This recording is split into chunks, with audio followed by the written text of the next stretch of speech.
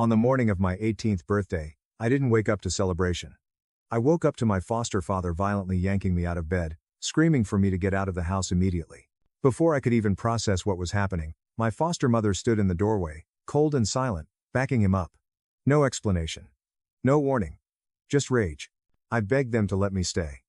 I had nowhere to go. In a moment of desperation, I asked the question that had haunted me my whole life: was this because I was black and they were white? My foster father didn't deny it. Instead, he said something that shattered me: that they never loved me, never saw me as their own, and that their friends had been right about me all along. I walked out with a backpack, a few dollars, and no plan. I spent the morning on a park bench until I finally called my best friend, Tyler.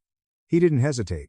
He told me to meet him at a diner, hugged me when he saw me, and listened as I told him about the years of subtle cruelty, how I was excluded from family gatherings, ignored by cousins, and never defended by the very people who were supposed to protect me. Tyler said what I was afraid to admit: growing up, black in a white family in the South likely made me a target, and when things got uncomfortable, I was the easiest thing to discard. When I tried to confront my foster parents later, they refused to talk. My foster father even threatened to call the police on me. That was the moment I knew I had no home left. So I left town. The next few years were brutal.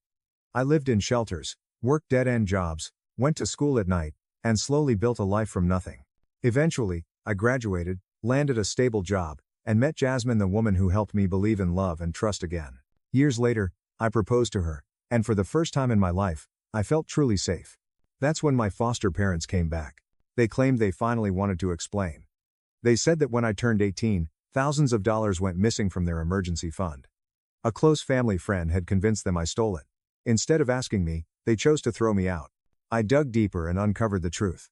That same family friend had bought a brand new car shortly after I was kicked out, using a massive cash payment that matched the missing money exactly.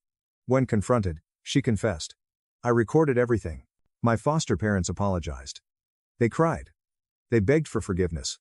But apologies don't erase abandonment. I forgave them for my own peace, but I didn't let them back into my life. I didn't invite them to my wedding. I chose to protect the family I built, not the one that discarded me. Years later, holding my newborn daughter in my arms, I made myself a promise.